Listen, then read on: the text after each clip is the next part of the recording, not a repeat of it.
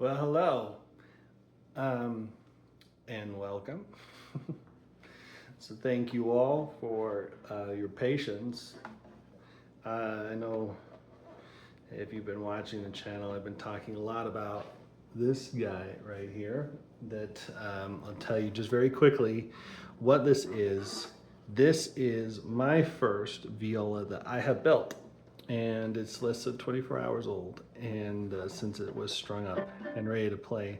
And it sounds incredible. I couldn't be more happy with the product and the result. So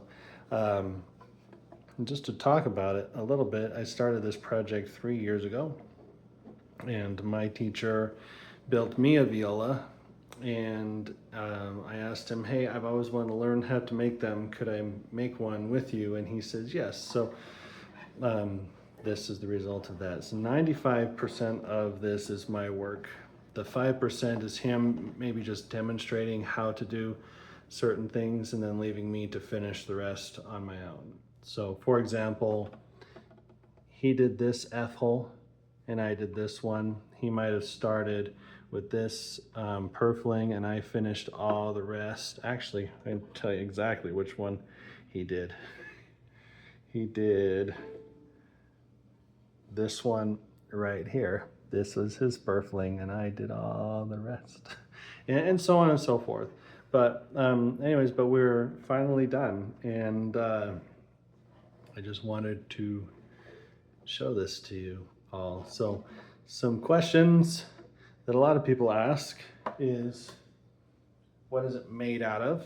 Or what kind of wood do you use? And why people ask this, for me, is always very confusing, but I'll answer it anyway. See, we don't use plywood, we don't use cheap wood or MDF or anything like that. It's actually very expensive. This wood, I bought this wood in 2018, and it cost close to $1,000 just for the top piece is spruce, and you can see the very fine grains that go this direction.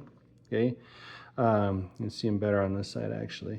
And the back piece is maple, and I see a little bit thicker grains. The color changes when you turn it like this. If you watch the flames, it's pretty cool.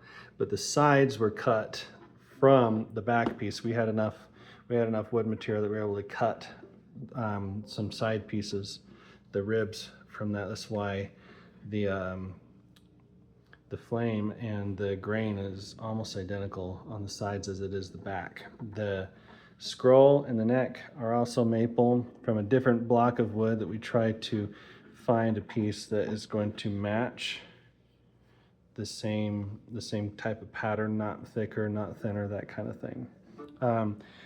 Let's see, some struggles that I had along the way. The hardest parts were probably actually the purfling itself. This black piece that looks like it's painted on is not painted, it's actually inlaid. It's the same type of wood that you see, this black fingerboard here, and the pegs is ebony. There's a very thin piece of ebony that has to be inlaid in. So I practiced just the tenon, and that has to be cut very thin and perfectly. I practiced that on other pieces of wood for maybe 6 months before I actually tried it on here. And if you look really close, you can see just how perfect it needs to be. Like if you look at how here you have two pieces that came together into this very fine point, and it has to be absolutely perfect. There's no room for error or mistakes. So the tenon is so thin, and it has to be down to the micromillimeter perfect. And yeah, and anyways, the scroll was the next part that took very, very long. I spent maybe 6 months on the scroll here, just because it's such a delicate process and the artistry that goes into it. You know, it's really kind of your stamp on the whole instrument of your artistry, and I really took my time. It's not perfect, and I learned some things, but you probably can't tell unless you're a violin maker where the imperfections are. I can tell, I can see them, I can see the things I want to do different next time. But overall, I'm very, very happy with it. But anyways, yeah, we strung this up yesterday. It's not even 24 hours old, and it sounds incredible. I mean, for my very first instrument, it's just, I could not be happier with the quality of the workmanship that I was able to produce and the quality of sound that the instrument produces as well. It's just unreal. So I've been so happy all day because it's taken me 3 years. I mean, going back and forth, I don't work on it at home. I have to go to a different shop where my teacher, his name is Paul Hart. He's famous in the violin making community. And he lives 2 hours away, so I can't go there every day. I go maybe once a month, every other week, this kind of thing. And it's taken me 3 years to finish this, so I'm very proud of it. So anyways, what do I like about this instrument and its character?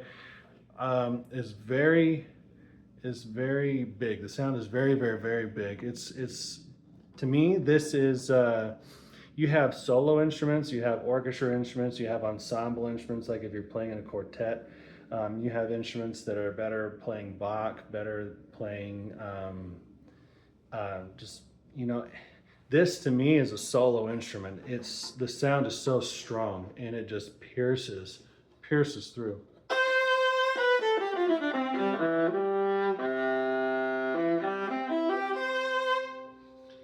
And it just keeps ringing. For me, my ear right here, I can still hear a ring inside the instrument.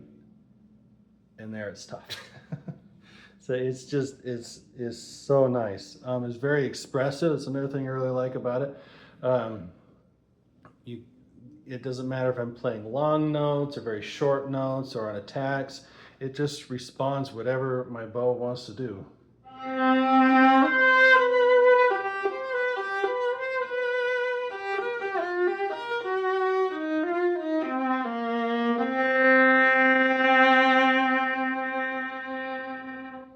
From the loud sounds to the very quiet sounds, it's just right there. If I want to do shorter notes and attacks, it's just perfect response. You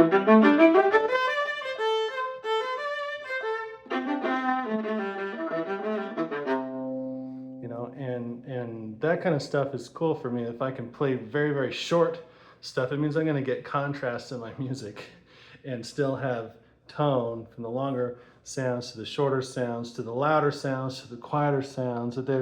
That just leaves more room in the spectrum of tone, color, and sound, and it's very exciting for me. So.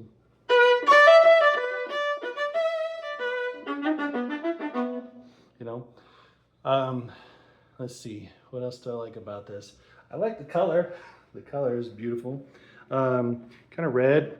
It's very similar to, this is actually an exact replica of the instrument that Paul made for me. So I commissioned the viola that he made for me in 2022, and I decided to make an exact replica of it just so I have a good reference as I'm building this one. I could look at the one that I liked and not try to do something different, but try to replicate a technique. So each step there was a technique I'm trying to replicate. I'm not trying there. It took out all the guesswork for me and what it is I'm trying to do, and learning the technique of each step in the woodwork. It actually made sense to do it that way to make a replica of what I already had in front of me. So this is a Tertis model. Lionel Tertis was a violist in the early 1900s who he kind of pioneered the viola to become a solo instrument. Before that, if you played in the viola section, it was like you were demoted from the violin section. So it was like a shame to be a viola player, right?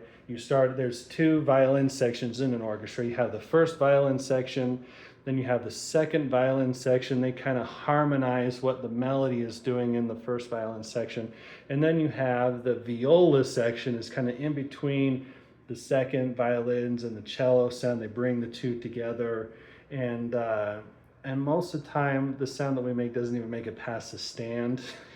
It just kind of boosts the second violins. It kind of boosts what the cellos are doing. Like if you go watch a professional symphony in concert, you hear the cello section playing something, and it sounds like all the players are humming along with themselves, and it's just this very satisfying sound. That's because the violas are playing that melody with the cellos. And that's kind of our role, is we bring everything together. So it's a little bit bigger than the violin. What's the difference between viola and violin? It's slightly bigger, and therefore it's deeper in tone. So you hold it like a violin, it's bigger. We share 3 common strings, the G, D, and A. Then they have one string that's higher, and then we have one that's lower that the violin doesn't have.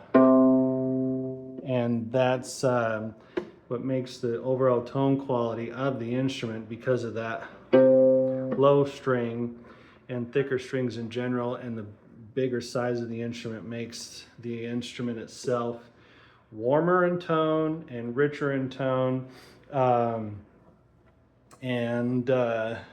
Yeah. What are the other differences between violin and viola? There's jokes. Oh, one burns longer. Obviously the viola, because it's bigger. I don't know. Jokes. It's just jokes. Like, what's the difference between viola and a trampoline, for example? I heard this one all my life as a kid learning how to play this. Is, oh, you have to take your shoes off to jump on the trampoline. It was like, haha, very funny. I get it, but not cool. Don't jump on my viola. Okay. I worked really hard on this. I don't want you jumping on it. So anyways, yeah, so if I had a violin here, I would show you the difference in the tone quality, but it's not difficult to hear just how rich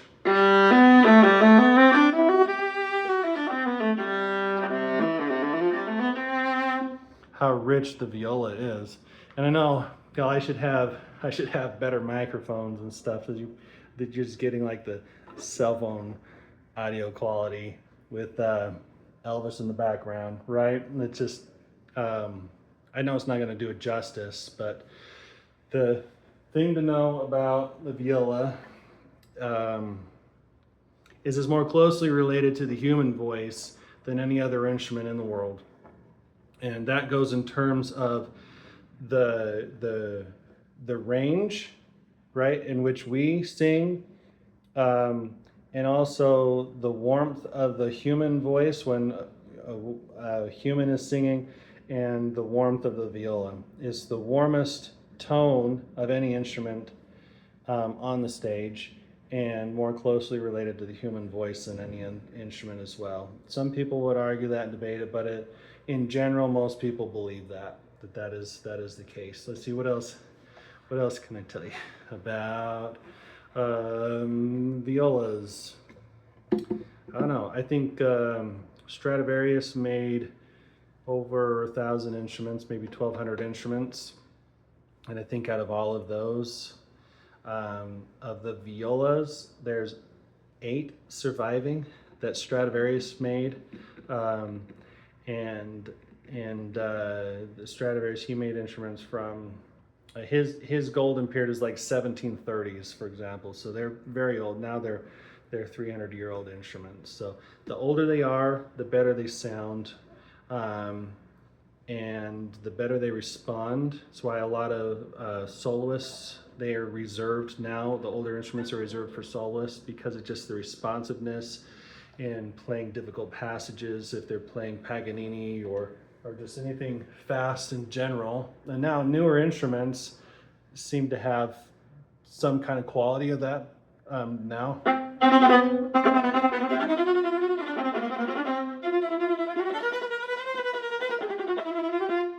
To have that responsiveness. But if I were playing that on an instrument that's old, I've played violas from that era, and even violins. I played the Firebird Stradivarius. I think it just sold for 13 million, set the world record. I played it 3 different times. But the difference is, playing that on this instrument versus an old instrument, it feels like there's a motor behind each note. It's just like the note is playing before the bow actually touches the string, and it's a very eerie feeling. that you can't explain. You just have to be a musician and feel it and know how easy it is. And because of that responsiveness, the sound itself will carry quicker. Um, they have argued that whether the tone quality itself is better or not is very difficult to tell anymore.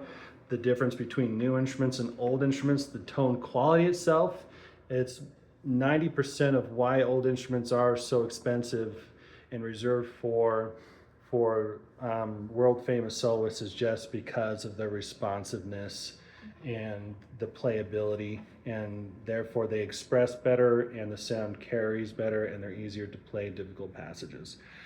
Um, Anyways, and that's been my experience as someone who's actually played on several Stradivarius violins, Guarneri's, and Amati violins and violas.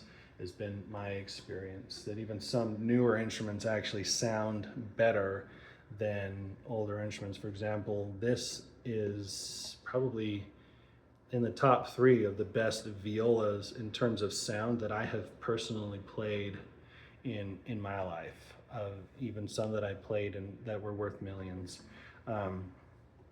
So anyways, now I'm just going on and on and on. So I want to talk briefly about why I'm learning how to make instruments. Yes, I do want to supplement my income and maybe even do this professionally full time, but my real dream is to create other business so I could live off of other income and make instruments for people that need them, college students that don't have access to professional instruments, that need professional instruments in order to achieve their goals. And that's because of the opportunities that I was given as a kid. I was very blessed to have opportunities in music, and I came from basically nothing. If I did something, I had to do it myself.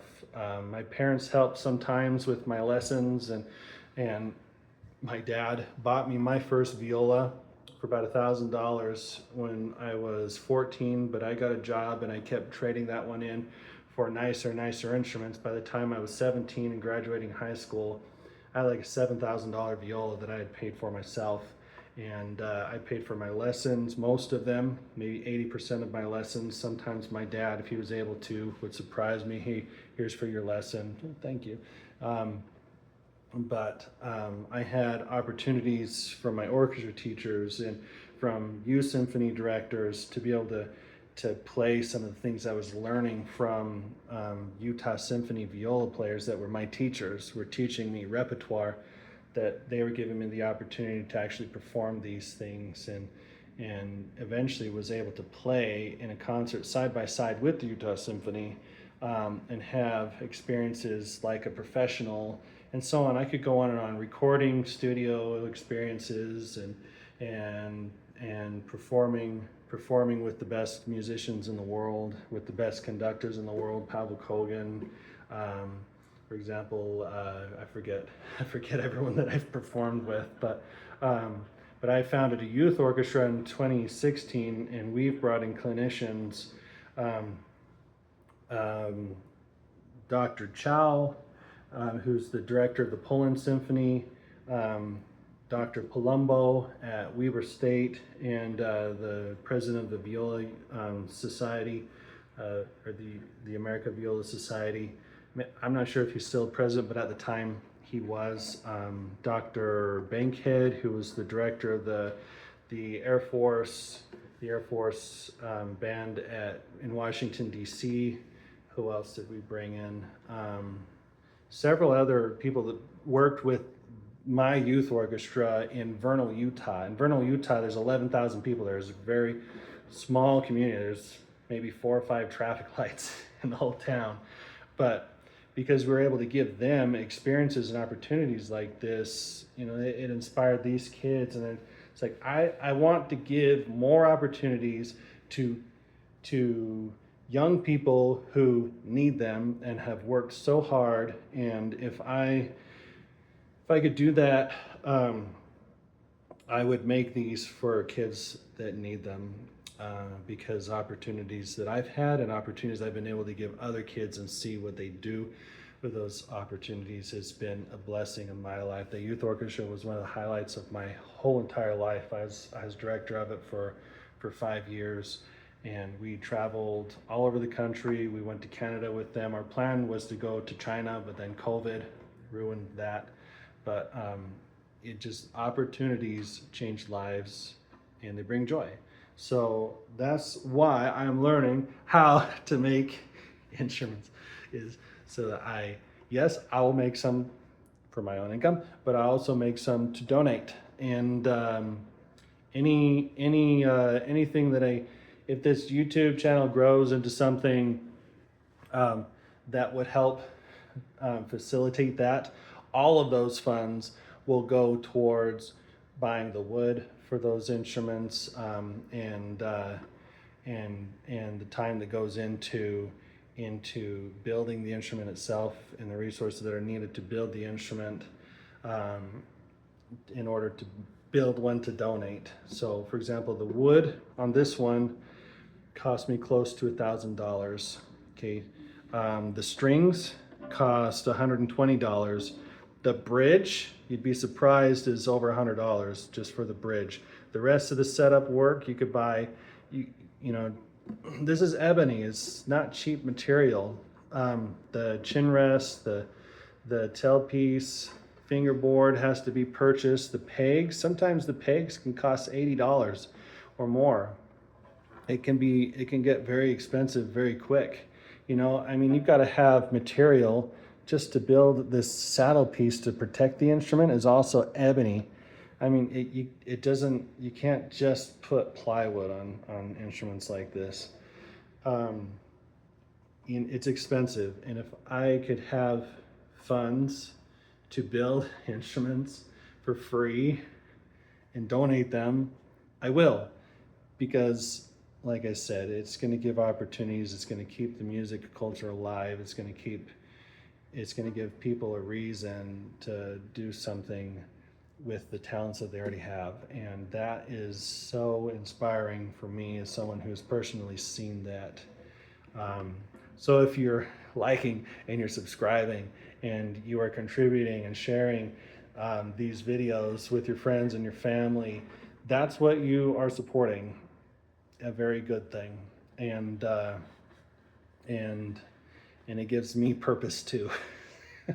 It gives me purpose in my life to continue forward in making these for this cause and this purpose. So I thank you for that if you choose to contribute in that way. So anyways, if you want to ask questions in the comments and to give me ideas to make videos, I'm happy to make tutorial videos. Maybe you have a child that plays an instrument and they want to ask questions as someone who plays on a professional level. I mean, at least semi-professional level. I'm not pro, but I can hold my own, okay? And I have a lot of experience teaching. And if you want to ask questions and your kids want to ask questions and they want to comment and say, hey, how do you do this? How do you do that? I will make videos for your kids and I will help them with whatever they want. And if that grows into something cool and we create music camps and stuff and we have a really good time and we bring in some of my networks and my connections to work with your students, then great, because I can do it and I will,